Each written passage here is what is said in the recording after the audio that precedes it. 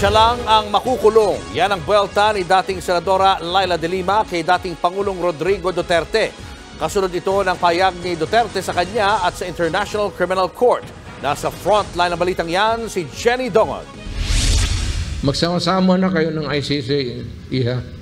Ito ang palabang sagot ni dating Pangulong Rodrigo Duterte matapos matanong sa kanyang programa sa SMNI. Sa pahayag ni dating Senadora Laila de Lima kagabi, iniisip niyang tumulong sa International Criminal Court kaugnay sa investigasyon sa war on drugs ni Duterte. Bagay na sinagot naman ng dating senadora. Sabi niya lang, magsasama na daw po kayo ng ICC. Ano kayang kasalanan ko? Did I commit any crime against humanity?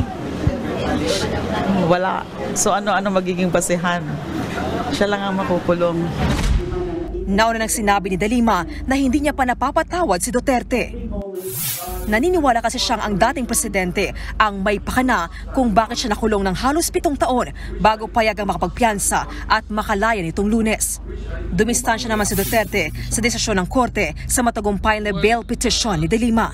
I would not want to question the wisdom of the court in granting sa judge yan.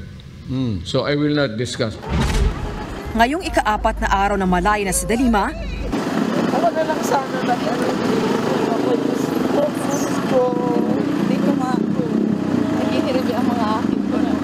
nagkita sila ng kanyang kaibigan at kaalyado sa politika na si former Vice President Leni Robredo sa Naga City, Camarines Sur. Mahigpit ang naging yakapan ng dalawa. Higit 1 oras din sila nagkwentuhan habang nanananghalian. Masayang-masaya ako na kahit napakatagal ng hustisya nangyari din, alam natin na mahabang panahon yung isinakripisyo, maraming nawala na hindi na mababalik, pero finally nakalabas na siya. Kwento pa ni Robredo, wala sila napag-usapan ngayon tungkol sa politika.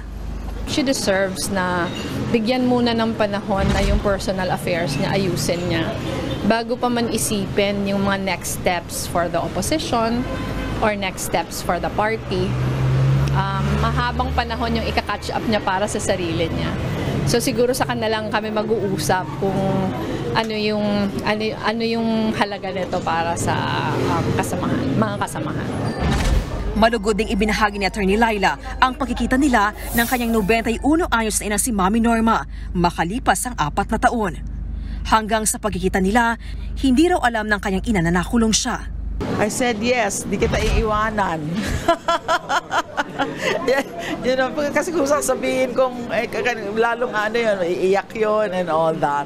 Sa desisyon din yan ng kapatid ko, mga kapatid ko.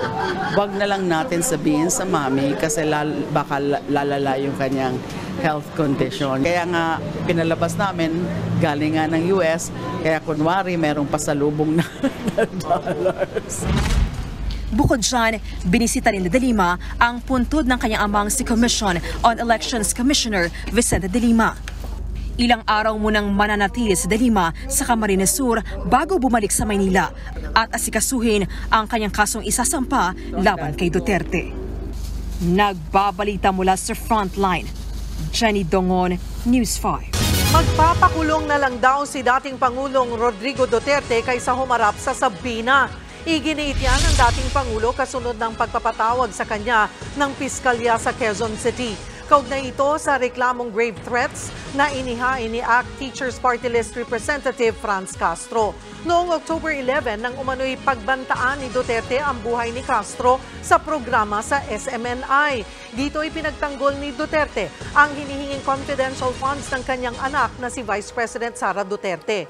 Inulit yan ni Duterte kanina at saka nagpatutsada muli kay Castro hinggil sa nakukuha niyang budget. Inakusahan ng dating Pangulo na pinopondohan ni Castro ang mga makakaliwang grupong laban sa gobyerno. Hamon niya kay Castro at iba pang grupo ilabas ang kanilang book of accounts. Magpakulong na lang ako kasi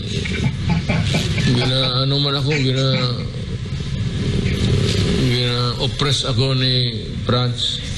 Ito, Pastor, assuming lang na i-question ninyo yung confidential fund.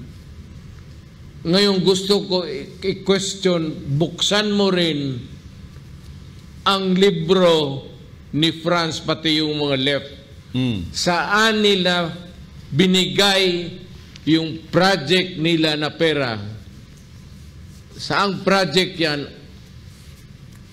at kung kaninong kamay binigay. Mga kapatid, Lucy Cruz Valdez po, maging maalam at may pakialam sa mga napapanahong balita sa bansa. Tumutok at mag-subscribe sa News 5 social media pages.